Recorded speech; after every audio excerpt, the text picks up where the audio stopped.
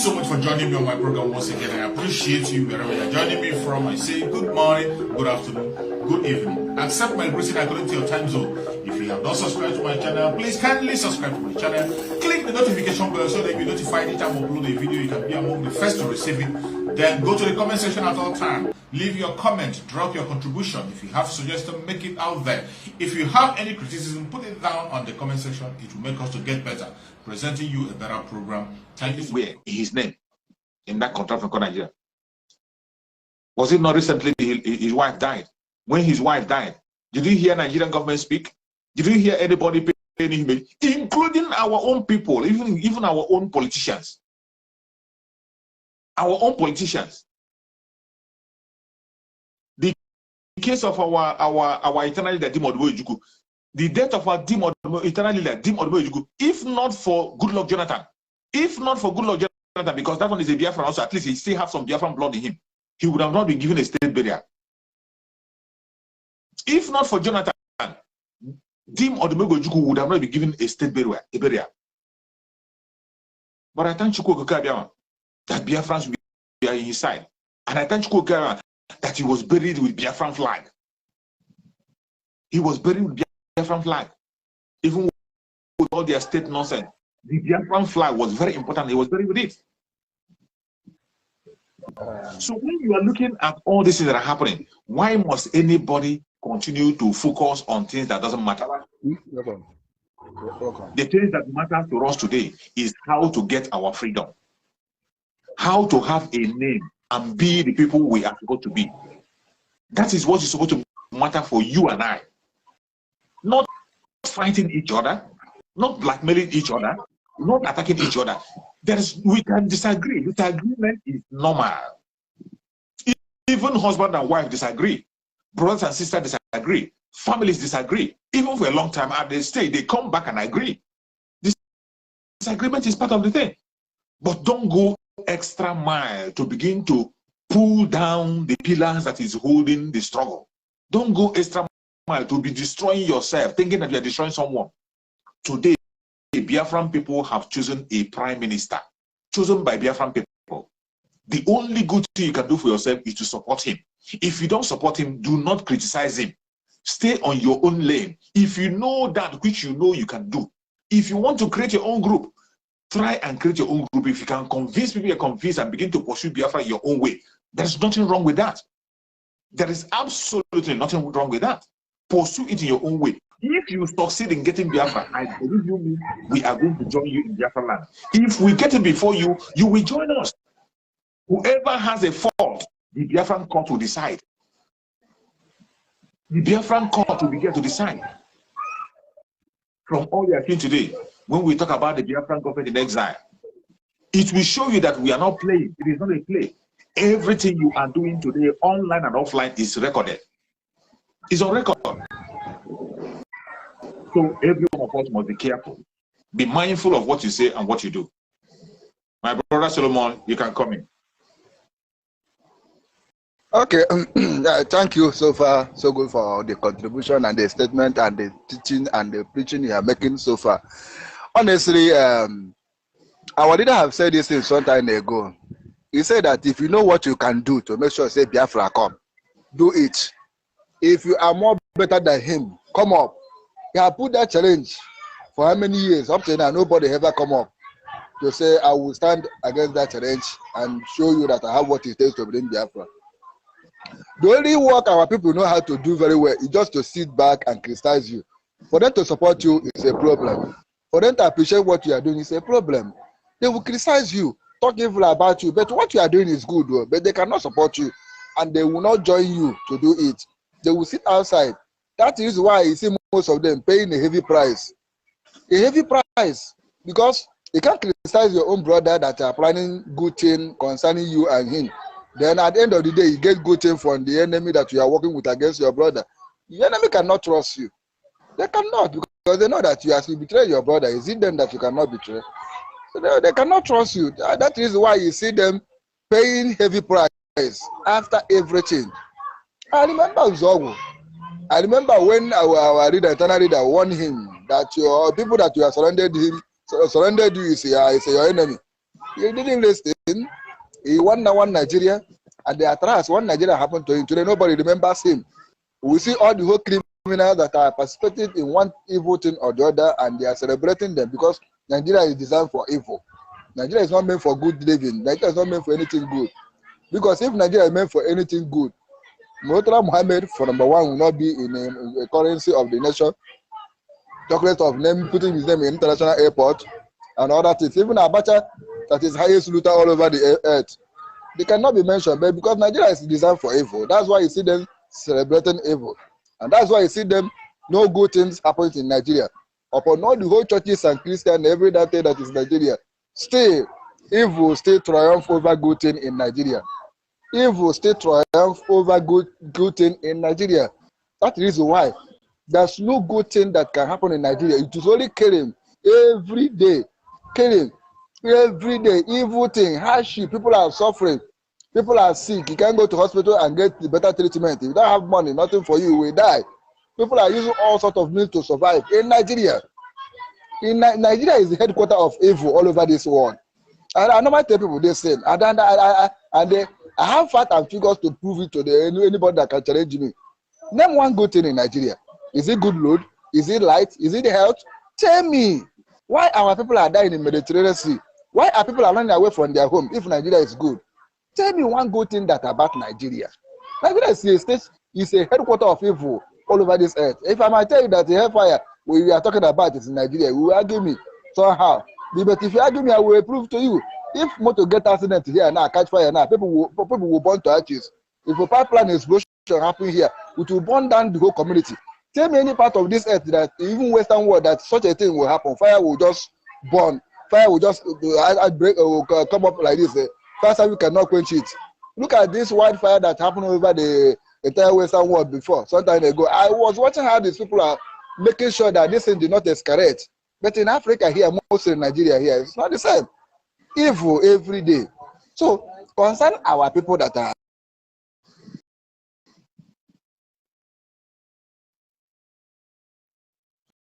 Oh, the network is disturbing.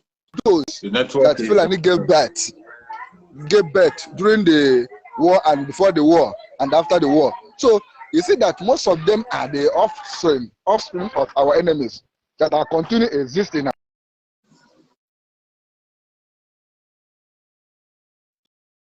The network is really holding Biafra back, and he couldn't be able to communicate properly. The network is holding back. I think we have to wait for him to get back his network so that he can be able to connect back and continue the message. The network is not favorable. Not favorable. So I hope he comes back to correct it and so that we can be able to move on. So just as my brother was saying, there is nothing good actually coming from Nigeria. There's nothing good coming out from Nigeria. Even in as much as you wish for something good to come out, it is just a wish. Every one of them is talking about one Nigeria, it is just a wish. They are just wishing that things will be in this way, things will be there. But it cannot be that way. Whatever you see them doing is just a wishful thinking. But your wishful thinking is not a reality. The reality on the ground remains that Nigeria cannot work and will never ever work. And there is no plan pointing at something going to work tomorrow or next. That is the most disturbing one. There's no plan that is there is nothing you can lay your hand upon and say, looking at this very pointer, that it is going to be better tomorrow. There's no pointer to show you that Nigeria is going to be better tomorrow. That is why the Biafran people are fighting head on to get out and create a nation where people can progress, where people can have a future. In Nigeria, you can't think of a future. What future are you thinking about? Are you going to think of a future? A future of where you're going to have a president who cannot be able to stand for himself, let alone stand for someone else? Are you thinking of a future that a drug baron is going to be your president? Are you thinking of a future that you're going to have a president who you don't know his age? You don't know how educated he is. You don't know the school he attended. You don't even know his age. Is that the future you're thinking about? What can such a person offer to you? And the most disturbing is that you see people who claim to be intellectuals supporting this very fraud and criminality. You see people who claim to be intellectuals supporting these very fraudulent activities and this very insanity that is very clear before the whole world. This is a country that has educated people. In the Ududua land, you have very educated people in Ududua land. Thousands of them. You come to Biafra land, you have extremely educated people in Biafra land. You go to the middle belt, you have educated people in the middle belt. But at the same time, whom do you see that run your presidency? It always falls in the hand of the uneducated, hand of the criminals, hand of those who have a lot of evil agendas in their hand, who has one criminal out or the other. Who has one criminal out or the other. The only time that the government went into the hand of somebody who passed through the school the way it's supposed to be was in time of Goodluck Jonathan. And you saw what they did to him. They didn't allow him to operate. They came against him with all manner of propaganda, blackmail. He has stolen money. He has done that. Today, the same people who called Goodluck Jonathan a criminal, who called him a fraudster, today, I don't know what we are going to call them. Seeing what is playing out, I don't know what you will call them. And the most disturbing one is that they are not even ashamed to even come in the public and begin to talk. They continue to come to display their stupidity, to display their arrogance, to display all those evil acts in your own presence before the whole world. They continue to display all those things. That is the most disturbing one. And I ask you, how can you shame the shameless? You cannot shame the shameless. That is why in that same contraption, when you have very educated people, you have people who are not uneducated, drug barons coming to contest and winning an election. And every one of them is okay with that because their brains have been beaten. They have been beaten to the extent that they cannot be able to challenge evil when they say evil. Even though they claim to be educated, they claim they want the better for the country. And you see evil before your own very eyes, you say nothing about it. Instead, you support it. As for the Biafran people, we have known long before now that it's not going to work. Our previous leaders have tried and tried and tried, and nothing came out of it. And we say we will not continue to try. Right from the onset, this trial of unification of the so-called Nigeria has started. Right from the time of Dr. Nnamdi Azikiwe. Dr. Nnamdi Azikiwe coming to Chukwuma, coming to Aguiyi, getting down to our eternal leader, Dim Odubegojukwu, Mazen Nnamdi Kanu, and now we have our new Prime Minister, Mazen Simon Ekpa. We have come a long way. We have come a long way. All the way from the on to our eternal leader, Dim Odubegojukwu. They always try to make sure that is that Nigeria where everybody can strive. And let me tell you, Biafra was not established because Biafra just woke up and begin to. No, Biafra did not just wake up and begin to declare Biafra. They didn't just wake up. It was after our eternal leader have put in every effort to make sure that Nigeria worked. Our eternal leader put every effort to make sure that there is a society where people can be able to interact with each other without killing each other or being trouble to each other. After exhausting all those efforts, and it failed. Every one of you know about Aburi. Aburi discussion was made, and the papers were signed, and they agreed. All of a sudden, Gowon went back from the agreement. Gowon stepped back from the agreement. Only God knows why he stepped out from the agreement and changed 360 degrees. And today, thank God that God is alive and he is seeing what he cost. From that very time up to now, what achievement have the Zululand Republic made? What progress have they made from then? Since after the Civil War to date, what progress have they made? In fact, the part of the zoo that have made progress is the Biafran land. If you want to talk about the progress that have come in that contraption since after the Civil War, it is only in Biafra land. At least Biafra land, after being destroyed and made like a place that human being cannot exist, Biafrans were able to rebuild themselves again. They were able to rebuild their towns again, rebuild their cities again. They emerged strong again. Even after they strip out all their money, they emerged strong again and they are still holding the economy. If there is any part of that contraption that have succeeded or have a story to tell, it is the Biafran people. Only Biafran people have experienced progress since after the Civil War. What progress can you not talk about in Nigeria? The so-called Nigeria. What progress can you talk about? Compared to the resources they've been stealing from Biafran land from that very time up to date. If you check the resources they have been stealing and investing on themselves from that time to date, what do they have to show? The only thing they have to show you is Asorok. Asorok is the only thing they have to show you. What else? They can't even boast of an airline. Something as little as an airline, they can't boast about it. Then one thing you can say that is a progress that I have made since that Civil War. Even unity, having unity since after that Civil War to date, there has not been any unity. They are still crying for unity. Nigeria is still crying for unity since after the Civil War to date, and it will not come anywhere. It will not come anywhere. Since that time up to date, they have not been able to produce a pin. They have not been able to produce a pin, say they are manufacturing this. They have not. But within that 3 years of the Civil War, Biafrans were able to make production. They built so many nuclear weapons by themselves. They equipped themselves. They built their own refineries. Within that very time, so many things was built within that 3 years. But after the Civil War, all those things was quashed by the Nigerian state.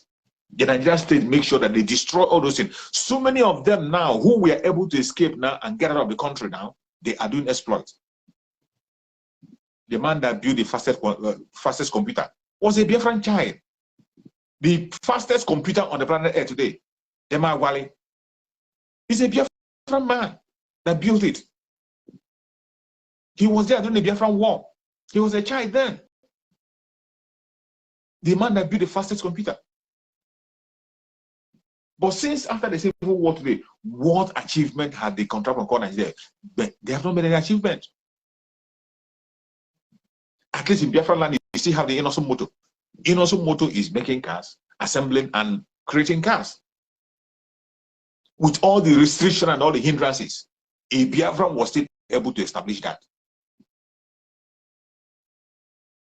But in those areas, the Nigerian that is stealing every wealth you have in Biafra land, they have access to the wealth. They have access to the what? Tell me one tangible thing you can tell me that they have done since that Civil War. They were able to say they conquered Biafra and they took over Biafra land. Since that time today, tell me one single thing they have been able to do. Just mention one. The only thing they succeeded in doing is to establish different kinds of terrorist groups. They created different kinds of terrorist groups, established different kinds of terrorist groups at every point, at every time. That is the only achievement they have made, and they continue to make.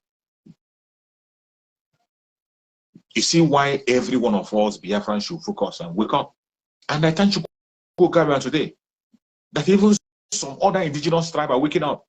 Our Odudua brothers are waking up. I don't think any war will arise tomorrow now and you see Odudua people going against the Biafran people. It's not going to happen. Forget about what Tinubu and his school and his towns are doing in Lagos. Whatever Tinubu and his towns are doing in Lagos is personal to him. It's not for Odudua people. I thank God that people are waking up. In the Middle Belt today, Middle Belt, you see the way Middle Belt is bleeding. You see the way Middle Belt is bleeding on daily basis. And you think that Middle Belt can wake up and support them in anything against the Biafran people?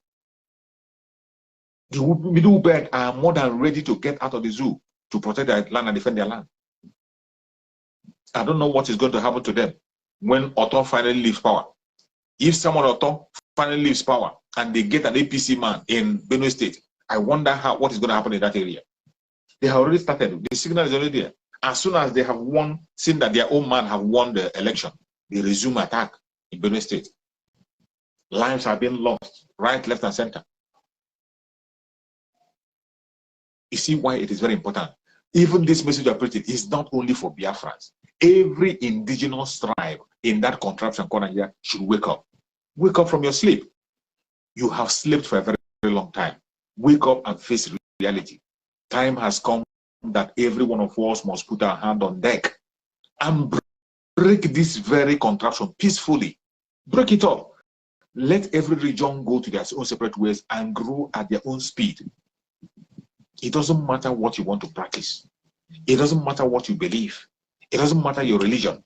If you want to have a caliphate, it is good. There's nothing wrong about it. As long as your people in your area agree with it, go ahead with it.